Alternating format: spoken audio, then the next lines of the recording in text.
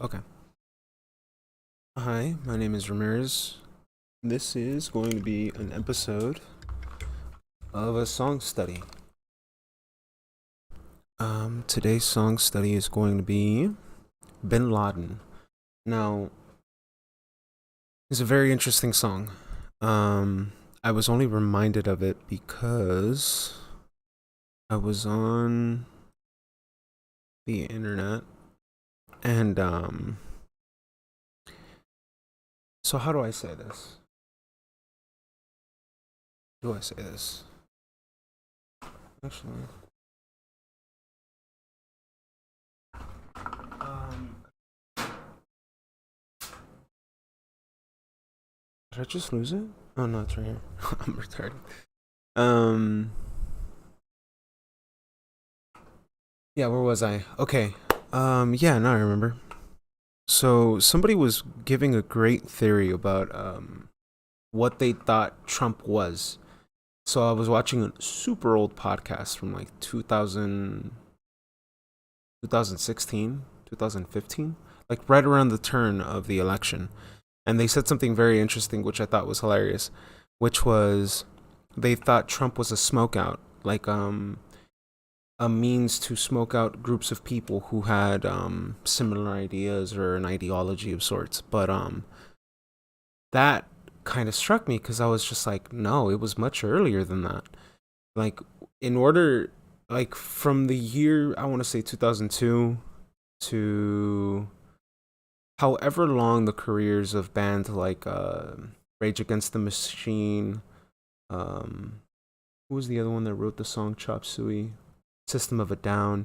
Like, there were bands that were clearly anti-establishment. They were clearly against the government. So if there was a smokeout and if there was an attempt in order to figure out who had dissenting opinions, it was during that era. But it even occurred much sooner than that. And a great example. So okay, now I can explain the story. Um, uh, I can't explain what I was doing, but synchronicities have been heavy for me recently. And I was watching this Alicia Keys video, and what I thought was hilarious was Mos Def walking in,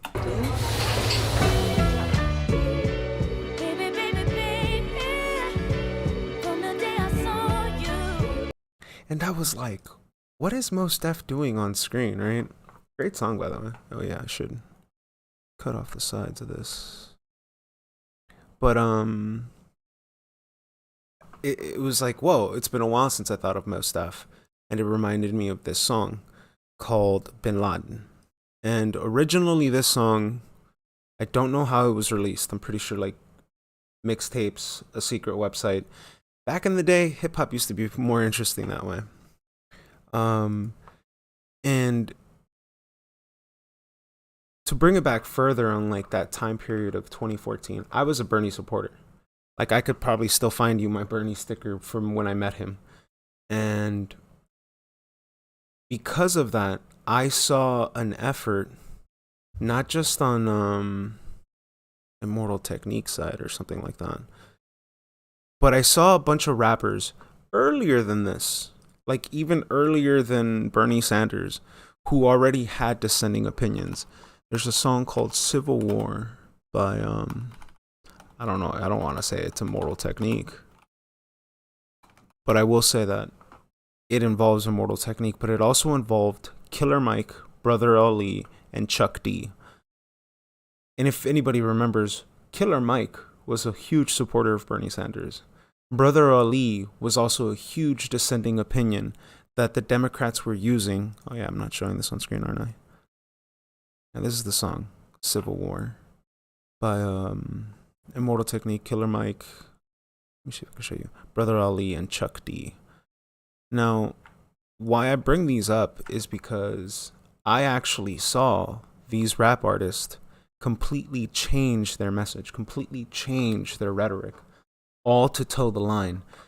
And I'm not saying one thing or another, I'm just saying that there was a clear dissenting opinion that these rappers had. But when it came down to 2015 to the 2016 election, they took a stance that was clearly different from their previous opinions. Be it by the influence of the media, be it by the influence or the bondages of their contracts. Clearly, they chose a different side. And I bring up this song specifically because of that. So this is Bin Laden by Immortal Technique, Mos Def, and Eminem, which I probably should have looked at the lyrics. There we go. Is it showing on screen? Probably make it a bit bigger.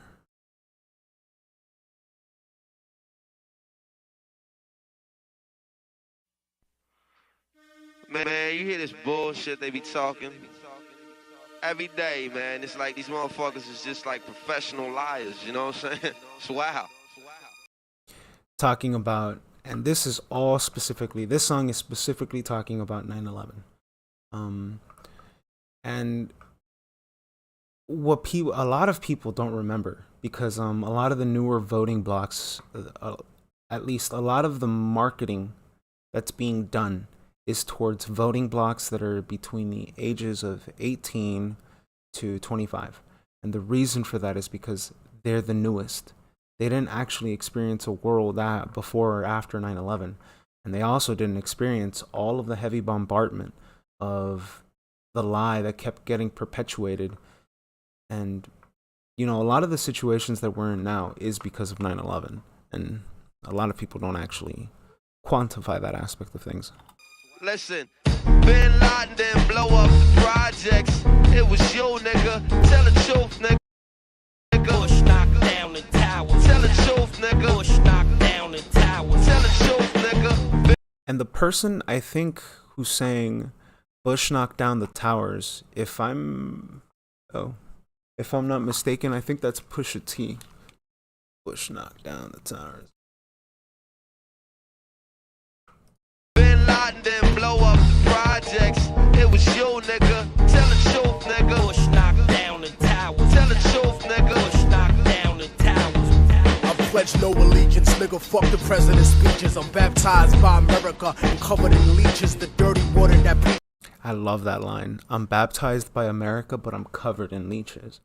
Like, America is a great place. It has a fantastic system. It has a like there are systems and infrastructure here in this government that are amazing. But the problem is we're all covered in leeches. We have, some people want to call them psychopaths, some people want to call them a variety of other names, but the CEO class and the corporate class really does live their life very differently from average folk. Oh yeah, whoops. Your soul and your facial features drowning you in propaganda that they spit through the speakers. And if you speak about the evil that the government does, the Patriot Act to track you to the type of your blood. They try to right, and this is talking about the earliest form of the Patriot Act and how it was constantly tracking people. But, you know, there is something to be said about the fact that Bush didn't actually spy on anybody. Home side. It was capturing all the metadata. That I cannot lie about, for sure. All of the metadata, all of the data. By metadata, what that means is there is... because data is too large, right? If the NSA was saving every single picture that was coming between you and someone else, or keeping track of all of the dick pics that get sent across America, it's too much data. In reality, they only really skim the most important data from those interactions.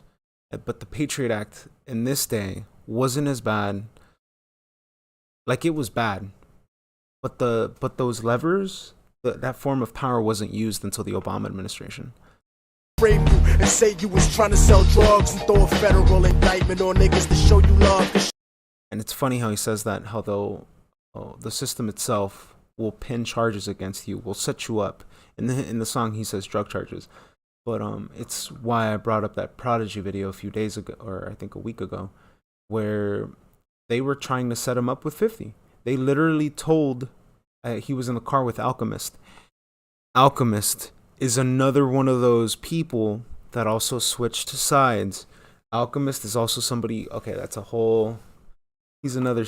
Either way, that's a whole other discussion that I totally forgot about. But with Mos Def, the cops trying to set him up, and the cops literally told him like, "Hey, we just need some help. Like, could you plant this or could you do this for us so we can get 50 or like." It was very interesting to see that level of desperation from the side of the institution. Shit is run by fake Christians, fake politicians. Look at their mansions and look at the conditions you live in. All they talk about is terrorism on television. They tell you to listen, but they don't really tell you their mission. They fun. Yeah.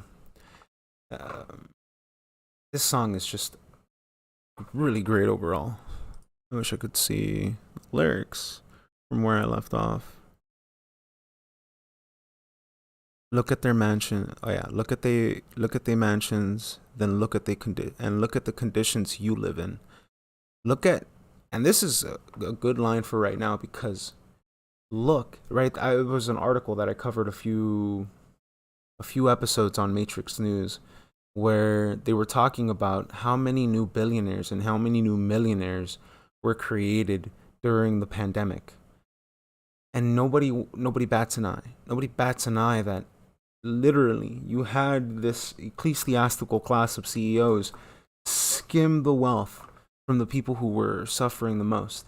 And now more than ever, well, this is only, I don't know if this might be in most metropolitan areas, but here where I live, I've seen, there's this area where it's like a trucking business where you only really see those big trucks go in.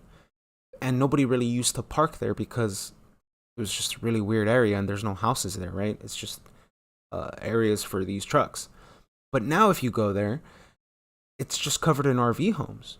Like the amount of RV homes and the amount of people living on the streets has increased to such a degree that I don't really think people are kind of asking themselves, how did this happen? And all they talk about is terrorism. They still do that to this day, right? Now they have normal parents being labeled terrorists by the FBI. Then they tell you to listen, but they don't really tell you the mission, the agenda, right? This whole thing with the war in the Middle East has been going on for over 100 years, and it's been at the behest of the UN. It's been at the behest of the benefit of the European powers, European interest, and even if you don't want to call them that, realistically, it's just a conglomeracy of people who are trying to control a variety of aspects of the Middle East for purposes of, one, global domination, but more than anything, profit. They want the raw resource because essentially, the way they see it, product makes the world go round. Funded Al Qaeda, and now they blame the Muslim religion. Even though Bin Laden was a CIA tactician, they gave him billions of dollars and they funded his purpose. Fahrenheit 9/11, that's just scratching the surface. Beautiful, beautiful lyrics. Couldn't word it any better, right? Like they wanted to blame the religion. They wanted to make this an ideological war. They wanted to make it an identitarian war. They wanted, you take that side, you take that side. That's your jersey, and that's your jersey. That'd be actually a great idea. Have jerseys of all of the CIA spies. Like have Bin Laden. His jersey's 9/11. Oh no. No, I think there's a better number for him. Either way. They gave him billions of dollars, and they funded his purpose. Talking about Bin Laden and how they helped him basically take over, I want to say Iraq or Afghanistan. Bin Laden didn't blow up the projects. It was you, nigga. Tell the truth, nigga. Bush knocked down the tower. Tell the truth, nigga. Bush knocked down the tower. Tell the truth, nigga. Bin Laden didn't blow up the projects. It was you, nigga. Tell the truth, nigga. Bush knocked down the tower. Tell the truth, nigga. Very interesting how this song is nowhere to be found. Like, I was actually looking for the song, and the first ones that pop up to me are the Immortal Technique songs, where it's just him by himself. And there isn't, most stuff isn't on it. Pusha isn't on it. Eminem isn't on it. And there's a reason. Well, actually, this is a synchronicities. Hold on, I'll get back to that later. Bush knocked down the towers. They say the rebels in Iraq still fight for Saddam, but that's bullshit. I'll show you why it's totally wrong. Cause if another country invaded the hood tonight, it'd be warfare through Harlem and Washington Heights. I wouldn't be fighting for Bush or white America's dream. I'd be fighting for my people's survival and self-esteem. I wouldn't fight for racist churches from the South, my nigga. I'll be fighting to keep the occupation out, my nigga. You ever clock someone who talk shit or look at you wrong? Very interesting. And this is where, let's see, where is it? Totally wrong. Because if another country invaded the hood tonight, it'd be warfare. And it just reminds me of the line that he said previously, not in the song, but I've heard him say it before, where we need to address the fact that, like, if America goes into civil war, one side of the country cannot fight half of the other side of the country, which is kind of why I lean towards believing in Q, because it was a psychological warfare that was needed. Because if this aspect wasn't implemented and it wasn't there to educate people in a meaningful way, we would have seen this whole civil war escalate far earlier than we expected it to. And the reason why I'd say that is because, I mean, you had Charlottesville. You had a variety of other instances where they were constantly trying to shake the beehive here in America to start this war between one side and the other. And when that largely failed, that's when we entered October, and that's when we saw Event 201. And that's when we saw simulated exercises in how it would look like to close down the entire world, the entire global infrastructure. And very interesting how they don't tell you their plans. They don't tell you their agendas. I can only really gather this thought process because I saw the events transgress from a day-to-day basis. And I remember key points in the knowing how all of this progressed forward. And I'll be fighting for my people's survival and self-esteem. This part I really resonate with because this goes into knowing stories about Immortal Technique and how his father was a survivalist. His father was in the military, and how his father would always teach him, like, you know, if this happens or if that happens, this is what you do. Don't run out of the city immediately. Stay inside the city. Find an enclave. Talk to people. And when he says fight for their self-esteem, that always reminds me of some of my personal friends, some of my personal family, who have a very low self-esteem about their own abilities, about their own capabilities, all because the system itself told them that, well, you didn't go to college, you didn't go to high school, that means you're not as adequate or as good as any other person. Meanwhile, like, for example, my brother-in-law could look at a prop on TikTok and be like, that's an interesting prop. Let me see if I can make one myself. And he'll literally, from the electronics to the woodworking to everything else, he'll construct it. And in most cases, he won't even actually draw or write anything on a piece of paper. He'll just do all the math in his own head. And yet he'll still have low self-esteem. It's like, what? I love that guy. I wouldn't fight for the racist churches from the South. Right, mega churches. I'd be fighting to keep the occupation out. You even clock someone who talks shit or look at you wrong, talking about the short fuse people have nowadays. And that's actually an important line today, because you know, there's a variety of instances nowadays where you just seen road rage go incredibly wrong. Like, people's short fuse has gone way too far. Imagine if they shot at you and was raping your moms. And of course Saddam Hussein had chemical weapons. We sold them that shit after Ronald Reagan's election. Right? We'll talk about uranium. We'll talk about nuclear weapons. But we won't talk about, for example, white phosphorus. Right? They were saying that the Russians were using white phosphorus on the Ukrainians. But what about all the other times that white phosphorus was used on Palestinians? What about all the other times that white phosphorus was used against anybody else? Like, we talk about how chemical warfare is terrible. We talk about how there's rules against it, but yet American corporations are the ones selling it. They're the ones mass producing it. And this goes back into, now I understand the argument of reparations so much better, because it's not just reparations for African Americans in America. It's reparations for every single portion of the world that was affected by these profiteering weapons companies. At the end of the day, somebody made a net profit.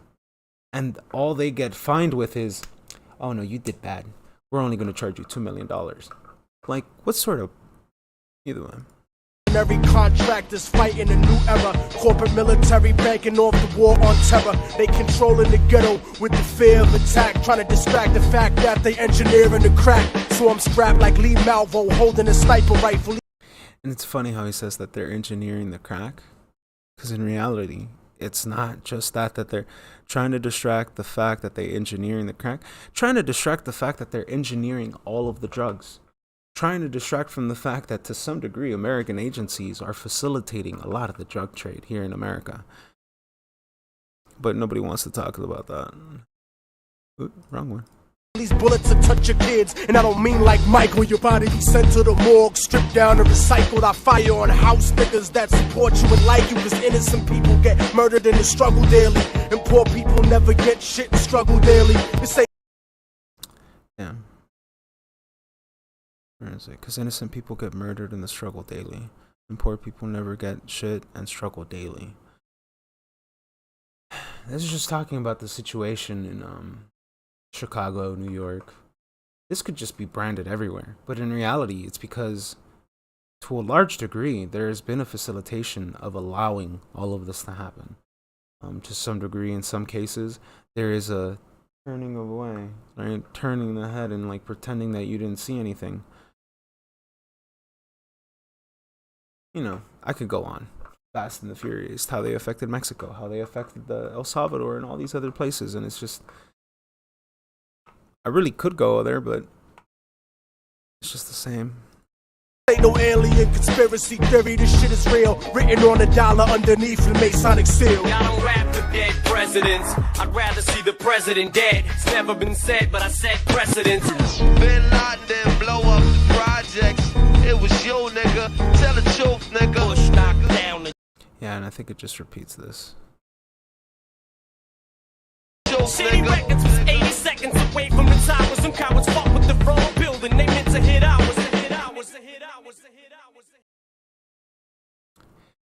Great song. And one of the synchronicities of how I ended up towards this song. So I don't know if I want to put it on the main front page of my page yet, but I've been saving songs that have references to Illuminati stuff, and like making references, like if anyone mentions 9/11, or if they mention any names that, like, if you look into it, it's like, whoa, there's been a lot of stuff here. And so in the process of looking for that, I do not know much about mixtape culture. I'll be straight up with you on that. I do not know much about mixtape culture, but there is one thing I do know, that 50 Cent is the king of selling mixtapes.